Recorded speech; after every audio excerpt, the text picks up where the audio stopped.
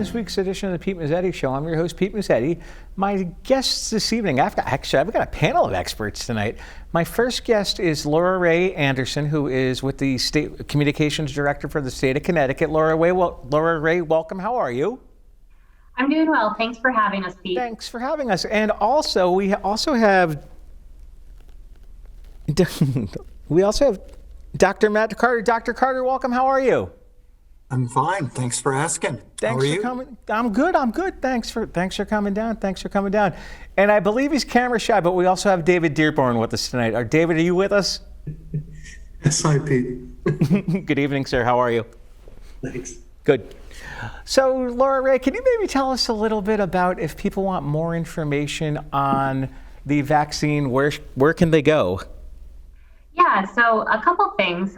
First, I'll say, love the credit of Director of Communications for the state of Connecticut, but Max Reese would probably come find me if I didn't credit him for being the governor's communications director. Yeah, exactly.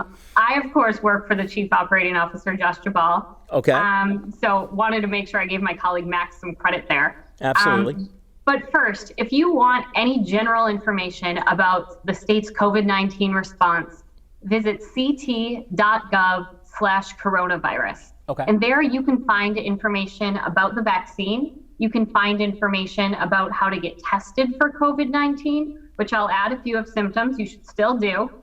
We have hundreds of testing providers in the state who are still up and running because we're not taking anything for granted here. Nope. The other thing that I want to mention is you can find information at ct.gov/coronavirus about what's open and what's not, about relief and support if you're somebody who has challenges with unemployment, if you need food to help you self-isolate or quarantine. Mm-hmm. All of that information is right there at ct.gov/coronavirus.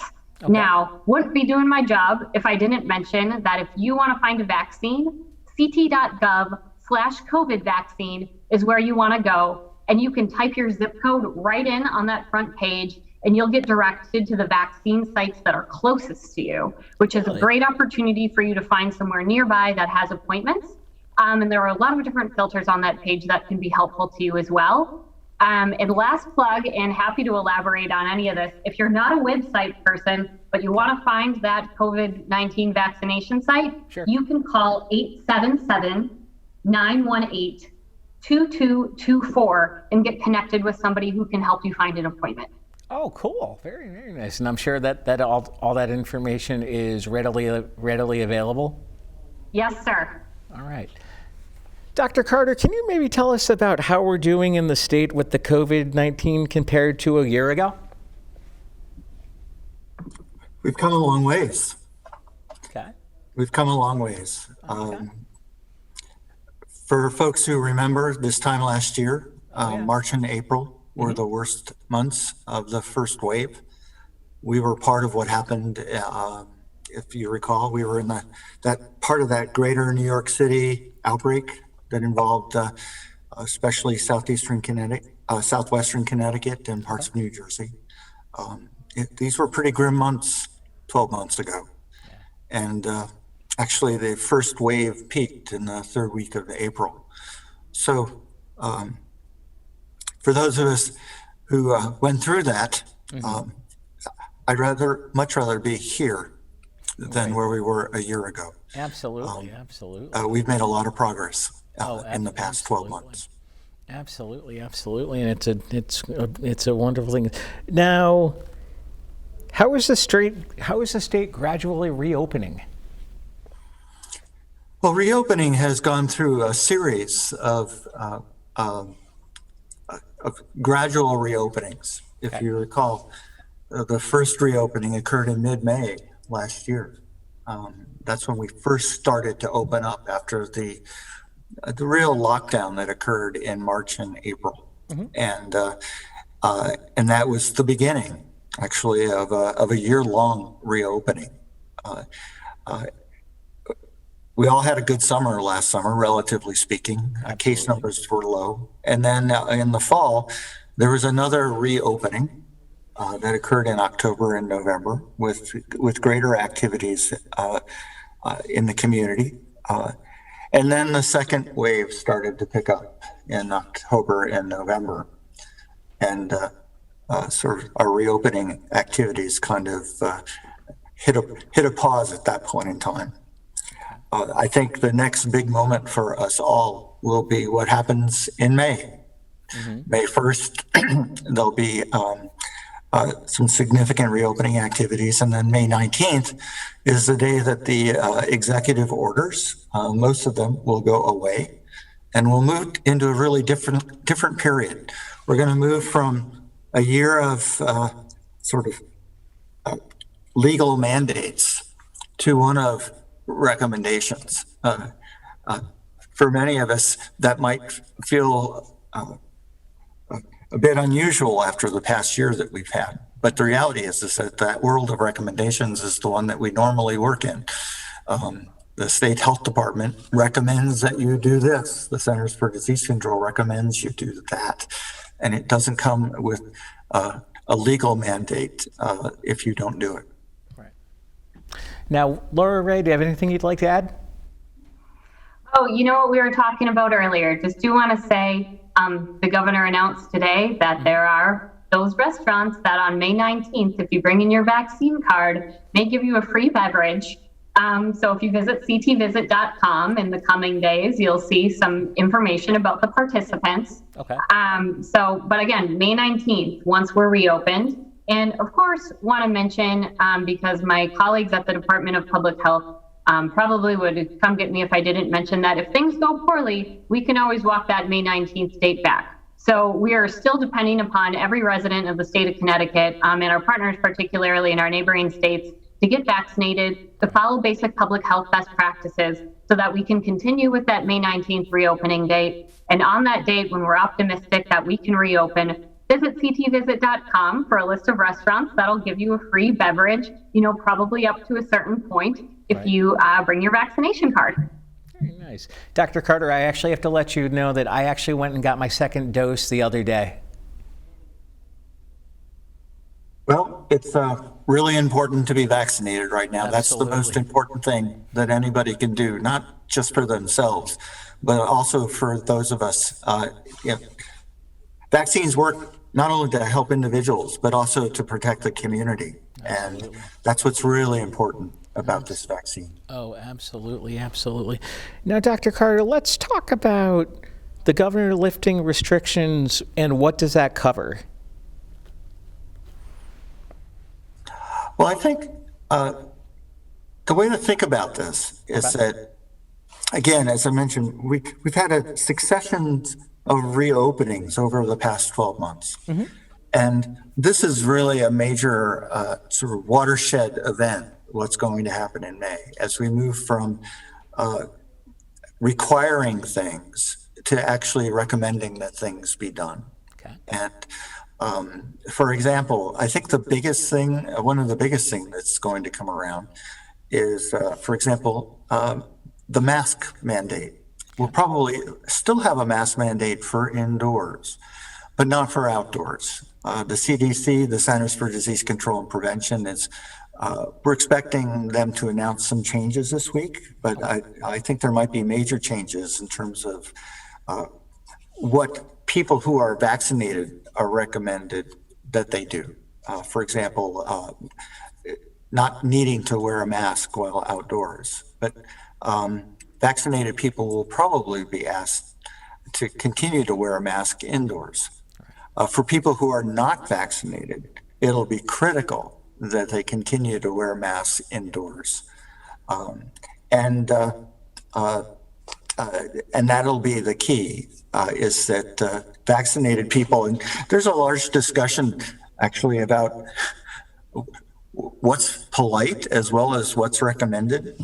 If you're in a restaurant, for example, and you're vaccinated and you're surrounded by people who are wearing masks, mm-hmm. It is probably polite for you to wear a mask while you're not eating.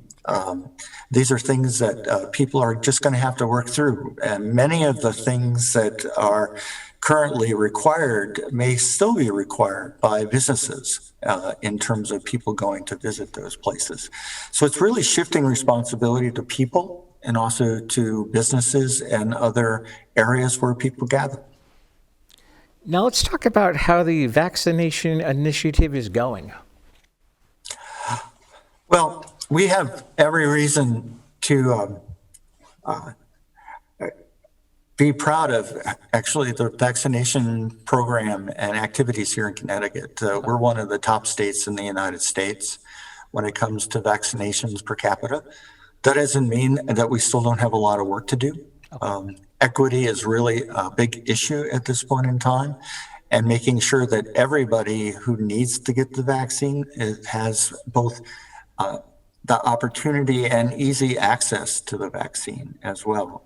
I think right now I think today's statistics, about 90% of the persons who are sort of 65 and older have been vaccinated. And right now we've got about 66% of persons who are 18 and over who've been vaccinated. So those are really great, but we still have a ways to go. Absolutely. Hey, Lora Rae, what's that website one more time if people want more information? Where can they go? Yeah, ct.gov/COVID vaccine. Best place to go for you to find a vaccine appointment and information about how to get a vaccine in Connecticut. I know I've thrown out a couple websites and a couple phone numbers today, but I do also want to mention the governor announced today that there are now over 50 locations that in the coming days will open up and you won't require an appointment. Okay. So if you visit ct.gov/COVID vaccine/walk-up, just add that /walk-up right on there. You should be able to find a list of those locations. So if you're somebody who sometimes doesn't necessarily plan ahead and is looking for something at the last minute and would like to go get your first dose, ct.gov/COVID vaccine/walk-up. In the coming days, we'll give you some more information about where you can go without an appointment. Guys, we're about to go into a break. Would you mind sticking around for another segment? Love it. All right, we'll be right back. Keep on keeping on, baby. Keep on keeping on, yeah. You expect me to stop living? No, you're telling me giving. I gotta keep on, your baby. Gonna keep on keeping on. Thank you, Connecticut, for doing your part to stop the spread of COVID-19, for wearing your masks, washing your hands, and keeping your distance. So keep it up, Connecticut. We've come too far to go back.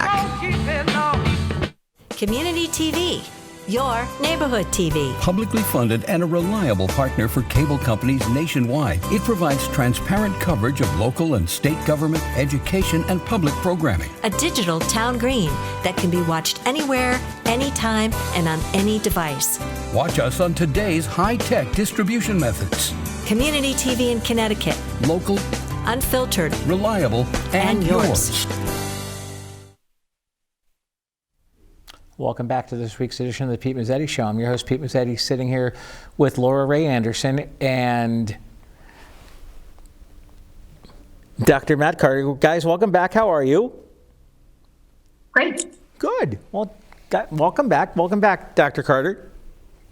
Thank you for having us back after break. Yeah, no problem. No problem. It was a quick break, but we're good to go for the second segment. So, Dr. Carter, what I would like to do is I want to open up this segment about the status of the J&J vaccine. Well, as you know, there was a pause. And the pause was because there were some cases of blood clots that had occurred in the United States. Okay.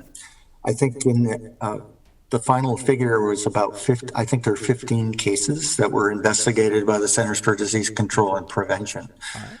And last Friday, there was a Centers for Disease Control advisory committee that met to review all of the data. And at the end of that meeting, the advisory committee voted to end the pause and continued vaccinations. The idea here is that the risk of these kind of clotting problems is quite remote. It's very rare, 1 in a million, approximately. And the risks of becoming seriously ill and dying from COVID are much greater. The key is, and none of us are under any illusions that this pause will not have consequences. And we know that there are lots of people who have concerns about the J&J vaccine. And it will take a little bit of time for folks to sort of regain confidence in the vaccine. I think the key here is that in Connecticut is that people have a choice. When you go to get a vaccine, and if you have made a decision about which of the vaccines you would like to have, you may need to shop around a little bit, but there's Pfizer and Moderna in addition to J&J. And so remember, you do have a choice, and that's really important. If you want a particular kind of vaccine and it's not offered where you're going or choice, you might want to search out a place where you can get the vaccine that you feel most comfortable with. And the other is, ease of access. So right now, folks, and one of the things I've learned over the years is everybody has their own perspective about risk. For some people, if you hear 1 in a million, you think, gosh, that's really remote. And for others, 1 in a million sounds large. Yeah. So it really comes down to individuals doing their homework, learning about the vaccines, and picking the one that is best for them. Now, Dr. Carter, what is the difference between the 3 vaccines, if there is any? Well, the 2 vaccines we started with are called mRNA vaccines. Messenger RNA is one of these. These are actually brand new technology vaccines, and what they do is they tell your own cells to create antibodies against the coronavirus, and that's the Pfizer and the Moderna that many of us have had. Yeah. The J&J vaccine is a different kind of vaccine that uses a virus called an adenovirus to essentially send those directions into your cells to have the same thing happen. Okay. And so it doesn't use mRNA, it uses the adenovirus. The biggest thing for folks is that the 2 vaccines, the Pfizer and the Moderna, you need 2 shots. Right. Pfizer is 3 weeks apart, Moderna 4 weeks apart. And with the J&J vaccine, you only need 1. That's the one that people talk about sort of as one and done. Yeah. But you don't need 2 shots for there. But they both, all 3 of them are very good at keeping you out of the hospital and keeps you from dying from COVID. And those are the 2 most important things. So I guess my other question is, why is there a waiting period between doses? Well, most of us,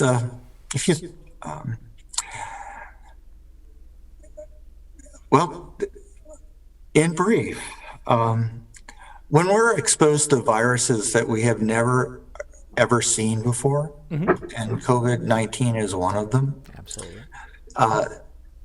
That's what we call a pandemic situation. That's why we're in a pandemic, is because we're dealing with a virus that we've never seen before and don't have any immunity for. Right. And pandemic vaccines usually start with 2 doses in order to build up your immunity. And so for those of you who remember, 2009, for example, we had an influenza pandemic. Yeah. And for children, they needed 2 doses of influenza vaccine in order to sort of boost their immunity. So in pandemics, it's not uncommon to have 2 doses of vaccine right at the beginning. The Moderna and Pfizer vaccines, again, are 2 doses. The J&J vaccine is 1 dose and gives you a high level of protection, which is why it's also very useful in areas and for people who may or may not be able to come back for a second dose. Now, once you get the vaccine, can you still get the virus? Well, it would be great if we lived in a world where vaccines were 100% effective, right? But we don't. No. And we know that, for example, the Moderna vaccine and the Pfizer are 95% effective. Okay. And actually, we now also know that they're also very good at preventing infection, which is also important. But they're not perfect. And there are some people who've gotten the infection although not many, after getting vaccinated. The term that's being used is vaccine breakthrough cases. They've happened here in Connecticut. In general, the persons who have had gotten infections after getting vaccinated tend to be older persons. The good news is that these breakthrough infections, when they do occur, tend not to be very severe, which is the key. You want a vaccine that keeps you out of the hospital and keeps you from having severe illness. Now, what are the usual side effects of the vaccine? Well, I think before we started this, the first segment, I think you were telling us about your experience. Exactly. With the vaccine. And if I recall, you said something like you felt like you were run over by a truck when you woke up the next morning. Was that right? The next morning I felt very groggy. My head was all foggy, and it's like, oh my God, what happened? But it was gone in about 24 hours, if I recall. Yeah. Yep. Yeah. It's hard to predict who will have those kind of side effects, but they're not uncommon. And with any of the vaccines, and some people have found that after the first shot they had a sore arm, but like yourself, they didn't have those. I felt like I was sick until after the second shot. Right. The J&J vaccine, because it's just one shot, obviously, probably about 20 to 30% of people feel like they've gotten some kind of flu-like illness afterwards, but it's usually gone within 24 hours. Now, what is the usual? Now, once you get your second vaccine, after 2 weeks time period is up, should you still wear a mask? Well, the answer is you still need to be careful. Okay. Obviously, if you are outdoor, the current recommendations is that if you want to visit with other people who are vaccinated, right, you can be indoors. You don't need a mask. You can have dinner together, for example. This is great for families getting together. But as you interact with more and more people who you don't know, right, being in crowds, for example, certainly in places where you cannot maintain any kind of distance, you might want to consider wearing a mask. Because as I pointed out before, we don't have any vaccines that are 100% perfect. And it's really good to avoid COVID infection. If you are in situations where you have concerns, a mask would be appropriate. Absolutely. Yeah, and Pete, if I can add, we had this delightful ad over the summer that ended with, if you have to ask, wear a mask. Right. And I think that's the same thing that people should abide by now. And, even if you are vaccinated and you're out in public and you're not sure, put the mask on. And, if nothing else, you're showing your community members, your friends, your family that it's okay to wear a mask. It's fine to wear a mask. You're participating in your community, trying to do the best thing for one another. So that's always what I say. When in doubt, put the mask on. Make sure it's over your nose. Exactly. Don't wear it halfway hanging down your face. Now, what can people do to prevent COVID-19? Well, the most important thing is to get vaccinated. Yep. There's no question that, social distancing, masking, all of these things will help prevent the transfer of this virus, but only immunity is going to bring this to an end. Right.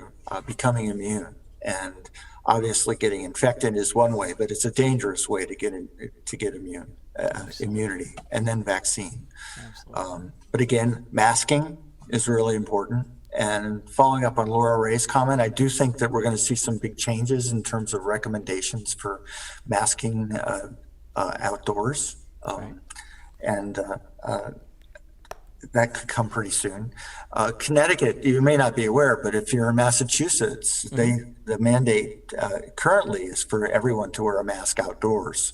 And here in Connecticut, you only need to wear it if you're within like 6 feet of somebody. So even from state to state, it's really different. But so masking, social distancing is really important. Avoiding crowds. And this is especially important for people who are at risk for serious illness from COVID-19, especially older persons and people with underlying illnesses. Yeah. Dr. Carter, I have to ask you, I was prepping for my show this afternoon. I was prepping this morning, and I was telling my mom, she was like, ask the doctor when he thinks it's going to be over and everything's going to be back to a normalcy. I think we're going to have a new normal, and COVID. This virus isn't going to go away. It's going to be around someplace in the world, and it's likely to become a seasonal virus like influenza. It may well be that we have, in addition to getting a flu shot every year, we get a COVID shot. We just don't know yet. We haven't gone through anything like this in 100 years. And